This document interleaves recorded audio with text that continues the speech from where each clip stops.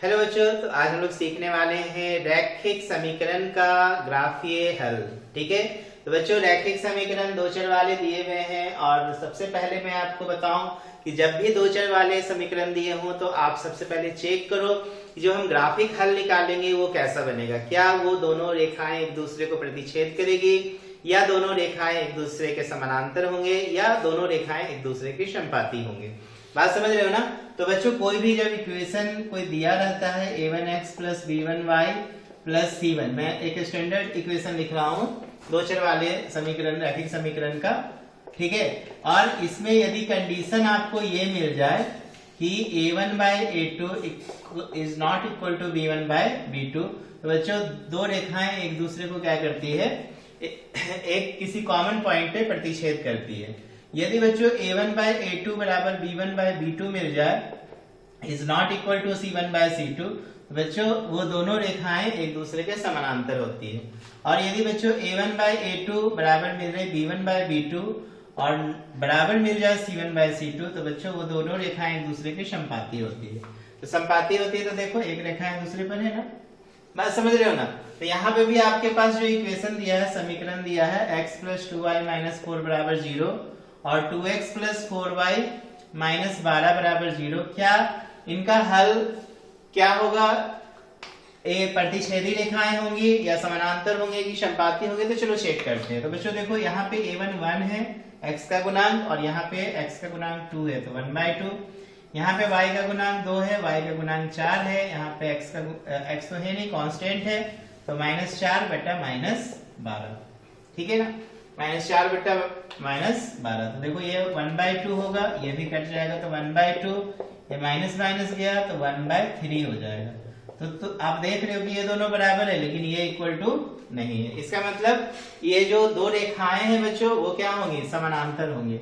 इनका मतलब जो ग्राफ बनने वाला है बच्चों वो कैसा बनेगा, समानांतर बनेगा। दोनों रेखाओं का जो ग्राफ बनने वाला है वो कैसा बनेगा बच्चों, समानांतर। तो देखो कैसे बनाओगे, हम क्या करेंगे, इसको समीकरण फर्स्ट मान लेंगे, इसको समीकरण सेकंड मानेंगे। बच्चों देखो समीकरण फर्स्ट से आप क्या करोगे, कम से कम दो वैल्यू निकालोगे। ग्राफ बनाने के लिए दो वैल्यू होना बहुत जरूरी है। ठीक है, मिनिमम, ज्यादा आप जितना भी लिख सकते हो। तो x प्लस 2y बराबर देखो 4 हो जाएगा, तो 2y बराबर कितना लिखोगे, 4 माइनस x। तो y बराबर देखो बच्चों 4 माइनस x डिवाइडेड बाई 2।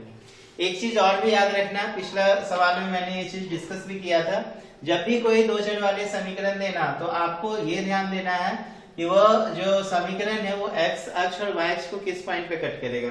इसके लिए आपको करना क्या है कि जो दिए गए समीकरण है उसमें एक बार x को 0 करना है, एक बार y को 0 करना है। तो देखो यदि हम x को 0 करेंगे तो ये पूरा टर्म 0 होगा, तो 2y बराबर 4 हो जाएगा, तो y का मान 2। इसका मतलब ये y पे 2 पॉइंट पे कट करेगा। अगर y को 0 करोगे तो x माइनस 4 बराबर 0, तो x का मान 4, तो x बराबर 4 पे कट करेगा। इस तरीके से आपको दिमाग लगाना है। ठीक है, चलो देखो कैसे लगाएंगे। यहाँ पे हम क्या करेंगे, x और y निकालेंगे। ठीक है ना, जैसे मान लो हम एक बार x को 0 करेंगे, ठीक है, x को 0 करेंगे तो y देखो 2 आ जाएगा। ठीक है, और x का मान 4 रखेंगे तो y देखो 0 आ जाएगा।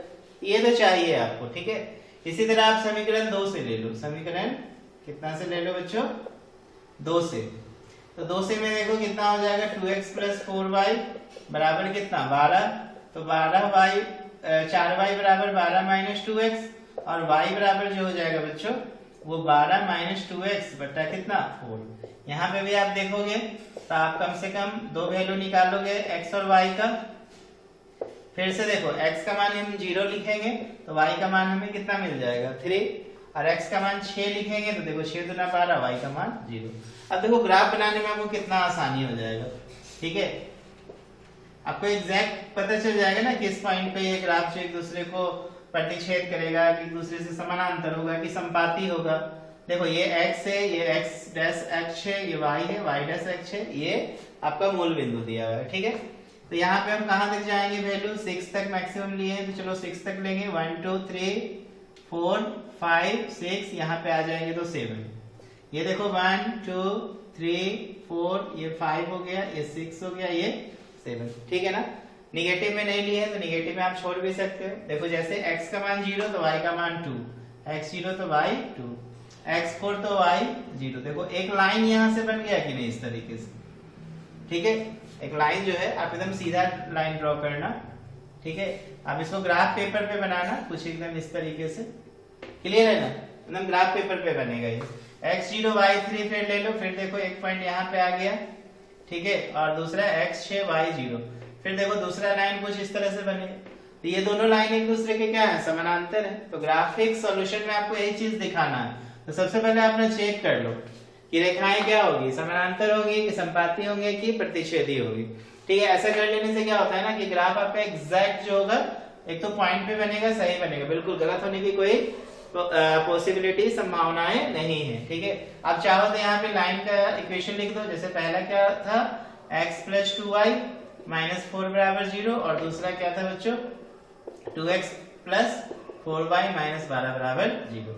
तो मैं समझता हूं कि यदि दो समीकरण दो चर वाले यदि रैखिक समीकरण आपके पास हो तो आप, और आपको बोला जाए कि ग्राफिक सॉल्यूशन बना ले, तो आपको किन किन बातों पे ध्यान देना है। पहला तो ये बातों पे ध्यान देना, और दूसरा क्या ध्यान देना कि वो जो रेखाएं हैं वो x अक्ष और y अक्ष को किस बिंदु पे जो है प्रतिच्छेद करेगी। ये चीज यदि आपको पता हो तो ग्राफ आपका 100% सही माना जाएगा। चलो, आई होप कि आप समझे होंगे इस सवाल को। चलो मेहनत करो, प्रैक्टिस करो।